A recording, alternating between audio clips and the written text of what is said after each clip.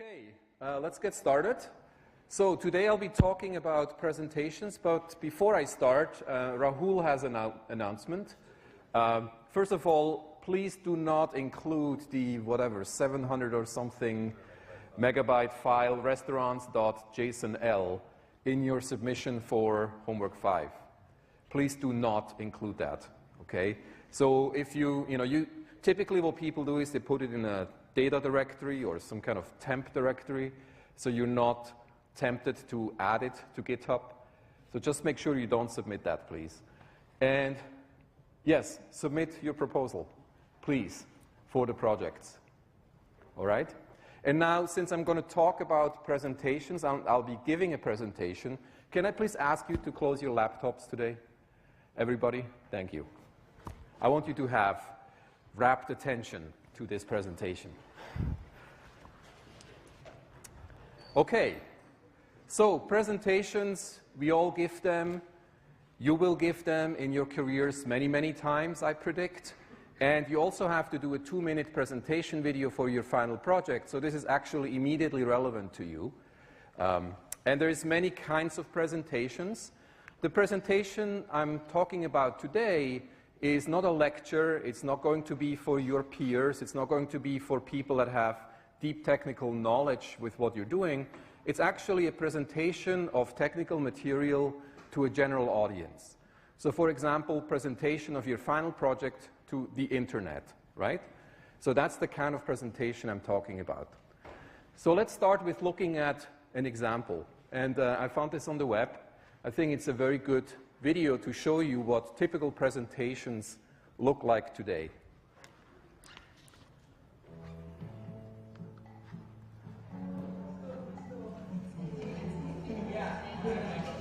Quadruple checking notices people file in, getting the computer ready, and asking everyone to take a seat. Pretending to click something on the computer, cover up the fact that I don't know what to do with myself.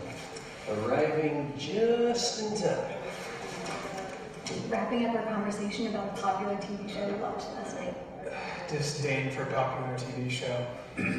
Mediocre icebreaker joke. That doesn't quite land.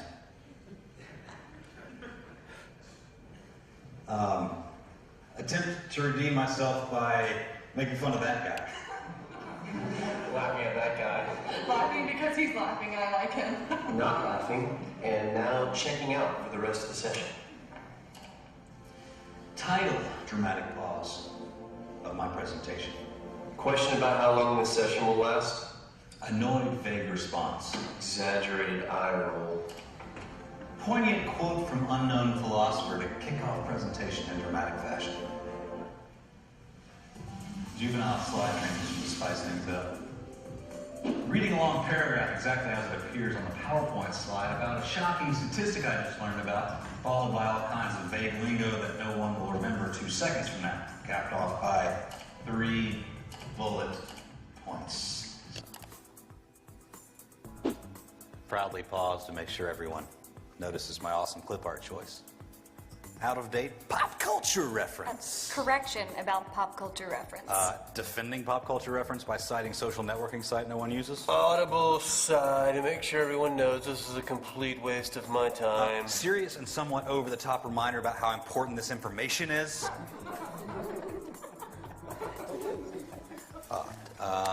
Unexpected technical difficulty.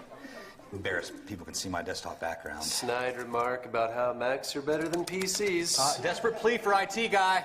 Fixing the problem with an annoyed look on my face so that everyone knows how good at computers I am. Unfunny video I'm really proud of having created myself. Texting my friend in a way that I think is discreet.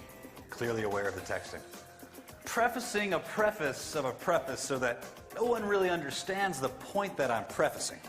And now, going through a long list of facts, one by one by one. Asking if anyone has any questions. Reminding everyone there are no bad questions. Hoping if I wait long enough, someone will finally have a question. concluding by restating the title of my presentation and dismissing everyone.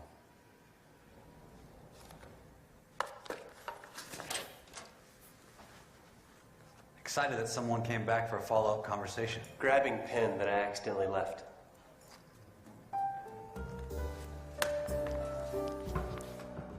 So who has seen this presentation? Right. If you've been doing this long enough, you will definitely see these kind of presentations. And I hope you're not going to give one of those. And that's the point of today's lecture, is to try to tell you how to avoid this kind of presentation, which is unfortunately all too common. So there is actually a website that has annoying PowerPoint surveys every year, and this is the result of 2015. And basically, this person or this company, I forget who it is, but they do a survey and they ask, what is the most annoying PowerPoint you've seen and why was it annoying? And if you look at the statistics, basically the number one thing that makes it annoying is that the speaker just reads the slides to the audience. So definitely don't do that. That people put full sentences for text on the slide, that the text is too small to read, or that the visuals are way too complex. Now, these seem all commonsensical things, and you wonder why people actually make those mistakes. And I think it is because we don't really learn how to give presentations until we give presentations, right? So very often I meet grown-ups that actually have never given a presentation, and they tell me, I give a presentation in my office tomorrow, I'm really nervous. And I'm like, well, haven't you done this many times? And no, not really. They did it in high school maybe, sort of a show and tell, but that's a very different setting. So giving presentation is actually something that we have to learn and we can learn, and more importantly, that we have to practice. So I would encourage you, whenever you have a chance to give a presentation, please do so. The more we practice, the better we get.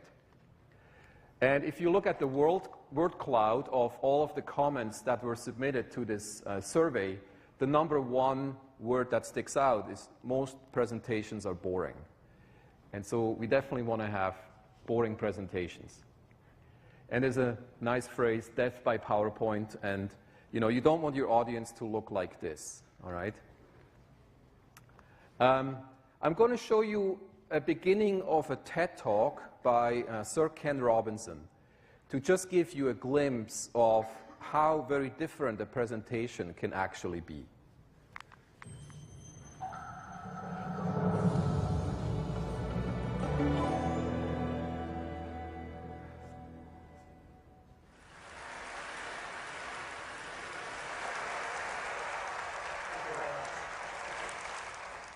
I moved to America 12 years ago with my wife Terry and our 2 kids.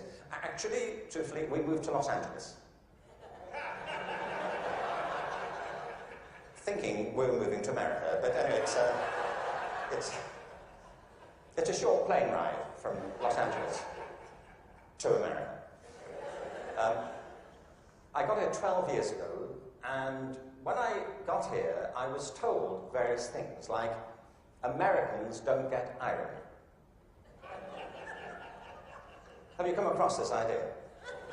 It's not true. I've travelled the whole length and breadth of this country. I have found no evidence that Americans don't get irony. It's one of those cultural myths, like the British are reserved.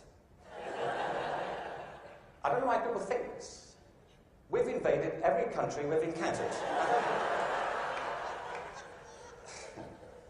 But it's not true Americans don't get irony, but I just want you to know that that's what people are saying about you behind your back.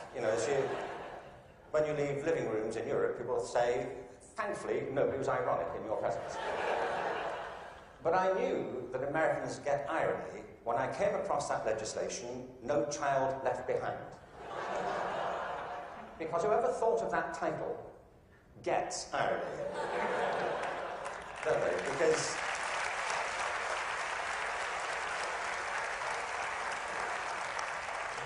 Because it's leaving millions of children behind. Now, I can see that's not a very attractive name for legislation. Millions of children left behind. I can see that. What's the plan? Well, we propose to leave millions of children behind, and here's how it's going to work. And it's working beautifully. In some parts of the country, 60% of kids drop out of high school. In the Native American communities, it's 80% of kids. If we halved that number, one estimate is it would create a net gain to the US economy over 10 years of nearly $1 trillion. From an economic point of view, this is good math, isn't it? That we should do this. It actually costs an enormous amount to mop up the damage from the dropout crisis. But the dropout crisis is just the tip of an iceberg.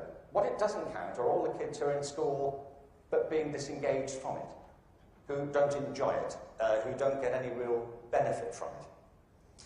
And the reason is not that we're not spending enough money. America spends more money on education than most other countries.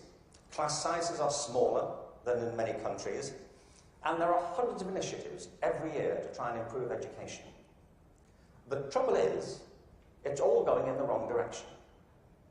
There are three principles on which human life flourishes, and they are contradicted by the culture of education under which most teachers have to labour and most students have to endure. The first is this, that human beings are naturally different and diverse. Can I ask you, how many of you have got children of your own? Okay. Or grandchildren? How about 2 children or more? Right. And the rest of you have seen such children? Small people wandering about. I will make you a bet, and I'm confident I will win the bet. If you've got 2 children or more, I bet you they are completely different from each other, aren't they? Aren't they? You would never confuse them, would you? Like, which one of you? Remind me. Your mother and I are going to introduce some colour-coding system so we don't get confused. Education under No Child Left Behind is based on not diversity, but conformity. What schools are encouraged to do is to find out what kids can do across a very narrow spectrum of achievement. One of the effects of No Child Left Behind has been to narrow the focus onto the so-called STEM disciplines. They're very important. I'm not here to argue against science and math. On the contrary, they're necessary, but they're not sufficient. A real education has to give equal weight to the arts, the humanities, to physical education. An awful lot of kids... Sorry, thank you.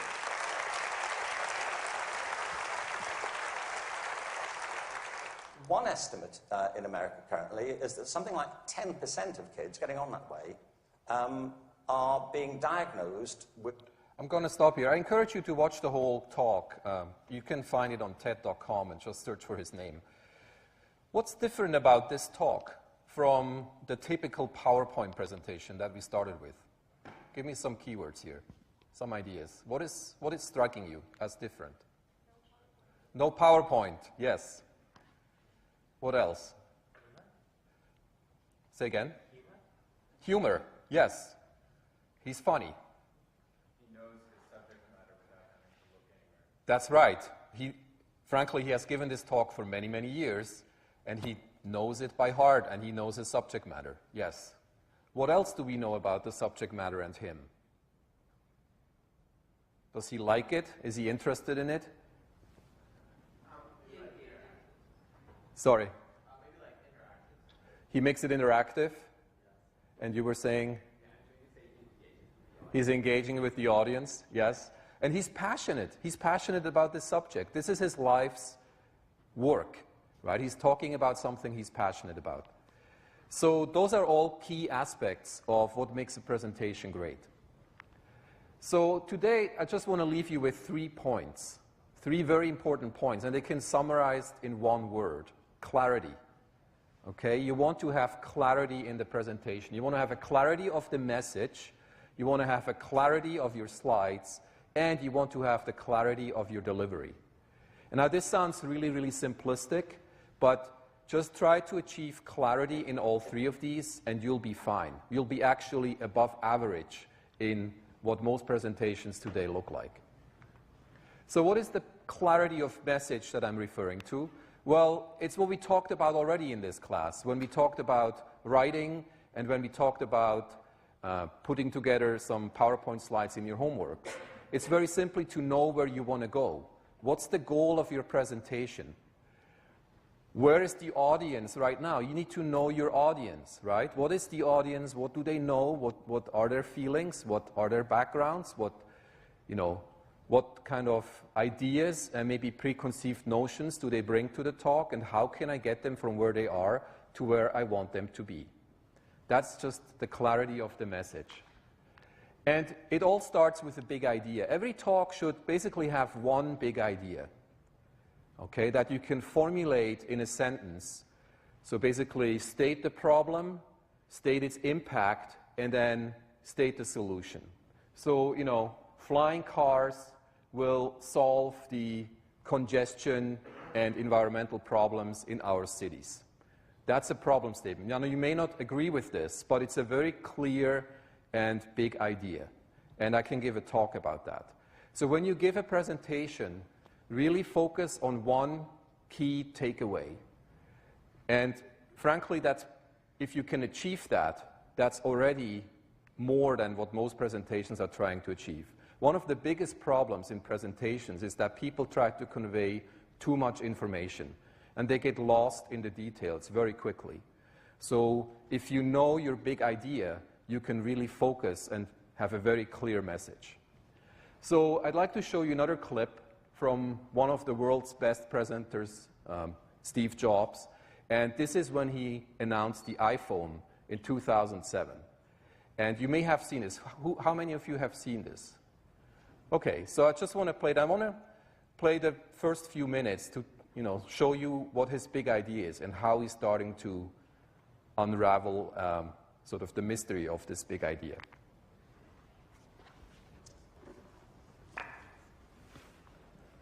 This is a day I've been looking forward to for 2.5 years.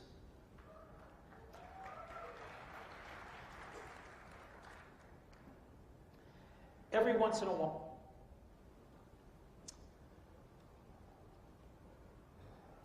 this is a day. Uh-oh. I think this is not the right video. I'm thinking this is the video I taped by mistake when I was trying to find the clip trimmer. This is a day I've been looking forward to for 2.5 years.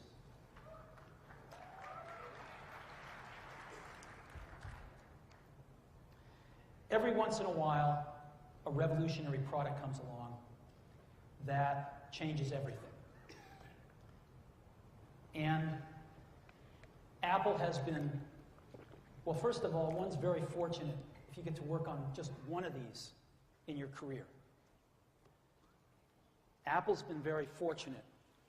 It's been able to introduce a few of these into the world. In 1984, we introduced the Macintosh. It didn't just change Apple, it changed the whole computer industry.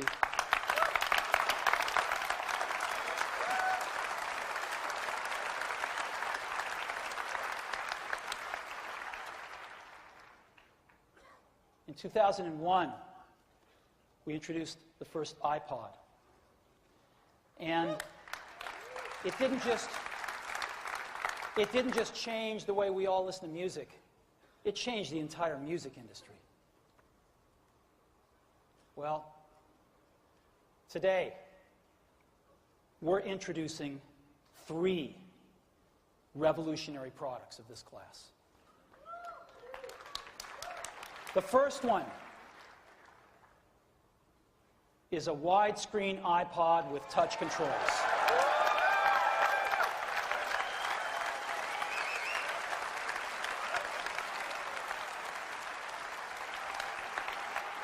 The second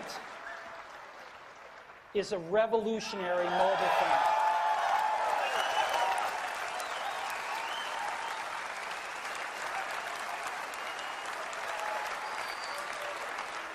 And the third is a breakthrough internet communications device. So, 3 things. A widescreen iPod with touch controls, a revolutionary mobile phone, and a breakthrough internet communications device. an iPod, a phone, and an internet communicator. An iPod, a phone. Are you getting it? These are not 3 separate devices. This is one device. And we are calling it iPhone. Today, Apple is going to reinvent the phone. And here it is.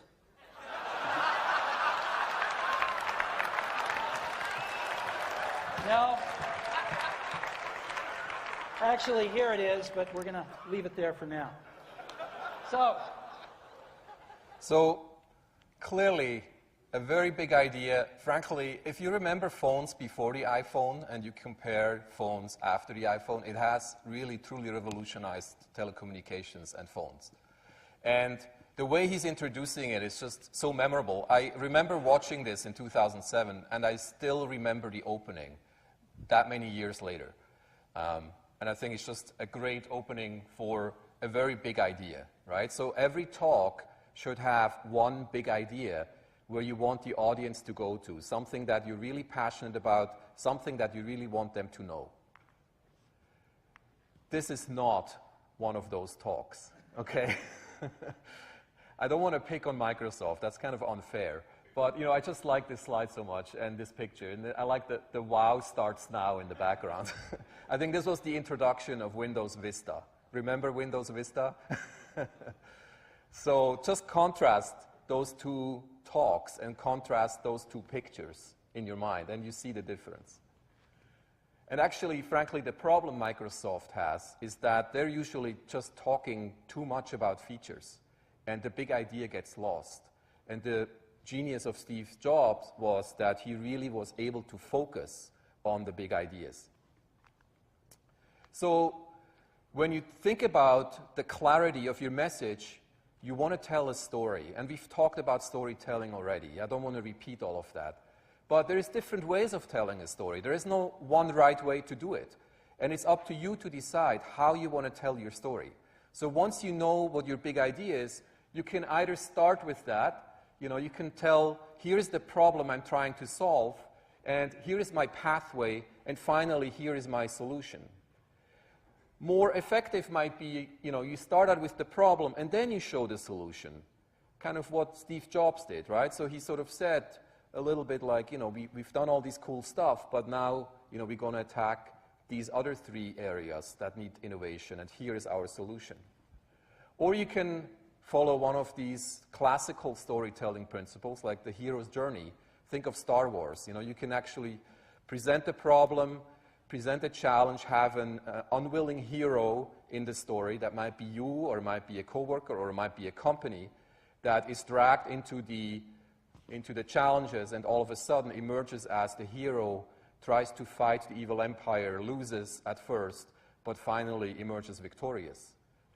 And you can also do what Nancy Duarte calls the what is versus the what could be kind of storytelling, where you tell people, here is what is today, and here is what could be tomorrow. And that kind of is these 2 levels here of the zigzag line. So you start on the what is, and then you tell them what could be. But then you don't stop. You go back to what is today, and you tell them again what could be. And you kind of go back and forth between those 2 levels until you end up at the what could be. And hopefully by then, your audience is convinced that that's where they want to go. Here is how I usually think of how I tell a story in a technical talk to a general audience. I have some kind of memorable opening that could just be a problem statement. I work a lot in brain science, so I tell people a little bit about the brain and the challenges of understanding the brain. And I might make it even personal. I might show a video of my daughter riding a bicycle and, how did she learn how to ride a bicycle? What happened to her brain? And why is it that she never forgets how to ride a bicycle? Then I might present some technical nuggets. And there is a sort of a rule of 3. If you have a talk that has multiple technical elements, you should restrict it to about 3 things that people should remember of your technique or your approach. And 3 seems to be a really good number. And that's scalable, right? The nice thing about this is then if you give a very long talk, you can break down each technical nugget into 3 sub-bullets or sub-nuggets, as it were. And you can make it an hour-long talk. Or you can just collapse it into a 10-minute talk by just talking about the challenge, maybe 1 or 2 of those technical nuggets, and then ending, hopefully with a memorable closing, sort of a call to action. So this kind of structure works well for me, but as I said, there's many different approaches. The second thing that needs clarity are your slides. And you know, I'm sure you've seen slides like this, and unfortunately, I see them way too often in technical conferences. You know, slides that have spelling errors, colors that are hard to see, fonts that are too small, low-quality fuzzy images, clip art, and, you know, images that are not aligned, and that drives me crazy. So it's just unexcusable nowadays to have bad slides. There is so many great examples of how to create good slides. And even PowerPoint, and especially Keynote, has really good templates. So leave it to the professional designers. You know, not everybody has an eye for design, and that's okay. But at least use a really nice template and stay with it, and don't make those mistakes. These are slides I found on Google by just looking for the keywords bad PowerPoint. Okay, so, and you'll find hundreds of them. And it's really sad because people obviously spend a lot of effort putting together these talks, but they have way too much text or way too much information or way too confusing graphics or way too much math that nobody will get. So please don't do this. Try to avoid this. And I hope that in this class we have shown you many examples of slides that I think communicate a lot better, and they can actually be very technical. What you want to do is you want to visualize your technical ideas. And I really mean visualize. Use visual elements. You know, draw graphics, draw some kind of a flow chart. I really like this slide here by Joe, MCMC as a mountain exploration. It was you, Joe, right? Yeah, so, you know, this is memorable, right? This is great, and Joe can talk about what is MCMC doing and how is it different from just walking in a path. So try to visualize your ideas and take inspiration from many of the good talks that you see. So whenever you see a presentation, ask yourself what's good and bad about it, and then try to remember either the good or the bad, and try to emulate the good. And lastly, you need clarity of delivery. And the only way I know how you can do a really good delivery of a talk is by practice, practice, practice. So first of all, that tells you how long your talk is actually going to be. So that's already good. Secondly, you should practice in front of an audience, even if it's your, you know, better half, your girlfriend, boyfriend, or spouse. Ideally, you practice in front of people that have never seen any of your content before and get their feedback. And then you practice again. So if it's a really important talk, you should really practice it at least 3 times. And that's what I tell all of my students whenever they give a conference talk. And you should try to be relaxed about it, right? Don't get too nervous, because once you've practiced your talk, hopefully you really internalized it to the point where there is no reason to be nervous. So you can just stand up and speak. And by now, you know, all of us have given hundreds of talks in our careers, and we can wing it, right? I didn't really practice this talk, but I've learned how to wing it, because with practice you get better and you need less practice to give a talk. So the other thing about the delivery that I think is important is to try to get a connection with the audience. Don't hide behind the lectern. Don't hide behind your laptop and stare into the slides. Try to be relaxed, get up, talk to the audience. It's a conversation. You want to change something in their minds, so you have to actually engage with the audience. And last, I want to show you another talk that I think is both memorable. It has a clear, big idea. and it's funny and engaging, and the delivery is absolutely fantastic. So without telling you what it is, I'll just play this video, another TED Talk. It's by Benjamin Zander.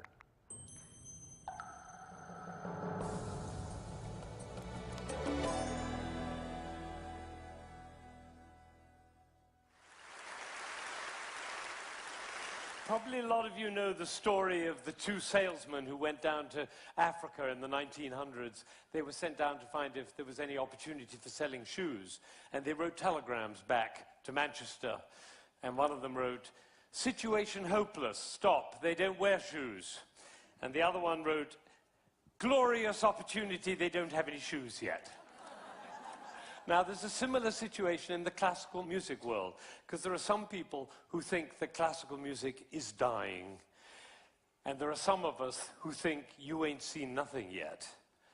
And rather than go into statistics and trends and tell you about all the orchestras that are closing and the record companies that are folding, I thought we should do an experiment tonight. An experiment.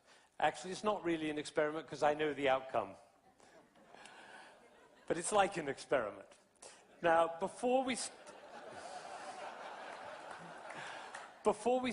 I need to do two things. One is I want to remind you of what a 7-year-old child sounds like when he plays the piano. Maybe you have this child at home. He sounds something like this.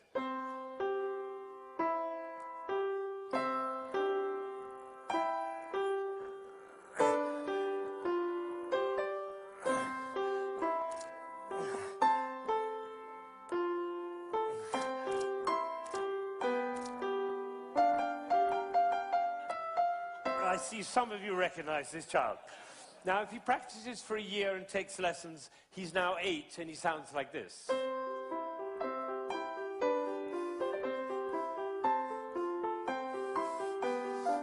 then he practices for another year and takes lessons, now he's 9.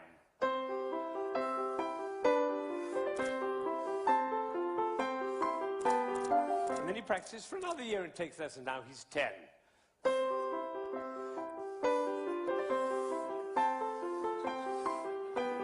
At that point, they usually give up. Now, if he'd waited for one more year, you would have heard this.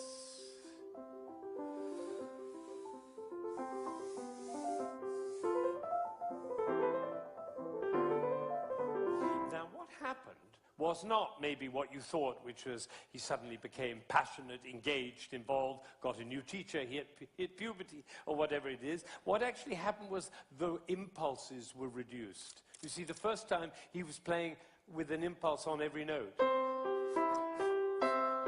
And the second, with an impulse every other note. You can see it by looking at my head. The 9-year-old put an impulse on every 4 notes. And the 10-year-old on every 8 notes. And the 11-year-old, one impulse on the whole phrase. I don't know how I got into this position. I didn't say I'm going to move my shoulder over, move my body. No, the music pushed me over, which is why I call it one buttock playing. Can be the other button. You know, a gentleman was once watching a presentation I was doing, and I was working with a young pianist. He was the president of a corporation in Ohio. And I was working with this young pianist, and I said, the trouble with you is you're a 2-buttock player. You should be a 1-buttock player. And I moved his body like that while he was playing. Suddenly the music took off. Took flight. There was a gasp in the audience when they heard the difference. And then I got a letter from this gentleman. He said, I was so moved, I went back and I transformed my entire company into a 1-buttock company. Now, the other thing I want to do is to tell you about you. There are 1,600 people, I believe. My estimation is that probably 45 of you are absolutely passionate about classical music. You adore classical music. Your FM is always on that classical dial. And you have CDs in your car. And you go to the symphony. And your children are playing instruments. You can't imagine your life without classical music. That's the first group. It's quite a small group. Then there's another group, bigger group. These are the people who don't mind classical music. You know, you come home from a long day and you take a glass of wine and you put your feet up, a little Vivaldi in the background doesn't do any harm. Right? That's the second group. Now comes the third group. These are the people who never listen to classical music. It's just simply not part of your life. You might hear it like secondhand smoke at the airport, but and maybe a little bit of a march from Aida when you come into the hall, but otherwise you never hear it. That's probably the largest group of all. And then there's a very small group. These are the people who think they're tone deaf. Amazing number of people think they're tone deaf. Actually, I hear a lot, my husband is tone deaf. Actually, you cannot be tone deaf. Nobody is tone deaf. If you were tone deaf, you couldn't change the gears on your car, in a stick-shift car. You couldn't tell the difference between somebody from Texas and somebody from Rome. And the telephone. If your mother calls on their miserable telephone, she calls and says hello. You not only know who it is, you know what mood she's in. You have a fantastic ear. Everybody has a fantastic ear. So nobody is tone deaf. But I tell you what, it doesn't work for me to go on with this thing with such a wide gulf between those who understand, love, and passionate about classical music and those who have no relationship to it at all. The tone deaf people, they're no longer here. But even between those three categories, it's too wide a gulf. So I'm not going to go on until every single person in this room, downstairs and in Aspen, and everybody else looking, will come to love and understand classical music. So that's what we're going to do. Now, you notice that there is not the slightest doubt in my mind that this is going to work, if you look at my face, right? It's one of the characteristics of a leader that he not doubt for one moment the capacity of the people he's leading to realize whatever he's dreaming. Imagine if Martin Luther King had said, "I have a dream." Of course, I'm not sure they'll be up to it. All right, so I'm going to stop here, and all I can tell you, please watch that talk online tonight, and I guarantee you, you'll be moved probably to tears, okay? That's all I'm going to say. He's that good. And he has this nice phrase, a talk is successful if you can make people's eyes shine. And he achieves that goal. Now, not all of us and not most of the talks we give will achieve that goal, right? I don't think I'll achieve it today, but that's okay. We can aspire to that goal, right? And his big idea is to really show his enthusiasm and love for classical music and make everybody believe that classical music has a lot of value. And I really do believe he achieves that in a 20-minute talk. So if he can do that in a 20-minute talk, you can achieve at minimum that in talks that you give. So I think that should be your inspiration and that should be your goal. So clarity of message, clarity of your slides, clarity of delivery. So please try to give good talks and avoid death by PowerPoint. And that's all I have for now. Okay, so last just couple future references for reading. I really like Nancy Duarte's book on the left, if you want to know about storytelling and presentations. And I really like Reynolds' book on the right, if you want to know about slides and visual representations in slides. And there's a million resources online if you search for, presentation tips. And I can't possibly tell you which ones are the best. But these are ones that I found very useful. And I'm just going to put them on the slides. And by the way, the slides, I think, are already online or will be online soon. So you can look them up. And I'm sure there is more. I know Ross Reed, who has joined us today, has given many, many fantastic presentations about this, including to the students in the IACS program this fall, right, I believe. Okay, so we're going to actually now switch gears, and we're going to do some interactive exercise with you guys. So what we'd like you to do is team up in groups of 6 students, and everybody should take a piece of paper, and I believe we have paper here. So once you're sitting in groups of 6, everybody gets a piece of paper, and then you'll spend, 5 minutes, basically sketching one slide, okay, one slide with the big idea of your final projects, all right? By now, everybody should have an idea for the final project, and your goal is to communicate that idea, the big idea of your final project, in one slide in 1 minute. Okay, so you will have 1 minute to present that slide. Now, once you've sketched your slide, within the group, you're going to present that slide to each other, and everybody gets exactly 1 minute to do so. So somebody in the group needs to keep time, and after 1 minute, you stop the person. And then the rest of you in that group give feedback on the big idea and on the way it was presented. And the feedback can range from all the things we talked about, right? Was it clear? Was it a big enough idea? How was the presentation? How was the sketch on the slide? All of those things. And then once you have done that, I'd like you, within each group, to nominate sort of the best presenter for each group. And then we'll pick randomly a few of you that come up here and give that 1 minute pitch to the rest of the class, just so that everybody gets the benefit of seeing that. All right? So no reasons to be nervous. This is a friendly crowd. And I'd like everybody, once you get up and form groups, to please come as much up front as you can, so we have a little bit of a small class feeling in here. So for now, just get up, please. Everybody get up and find 6 people and try to come up front and just sit in small groups of 6 people within the classroom. And don't run away, please.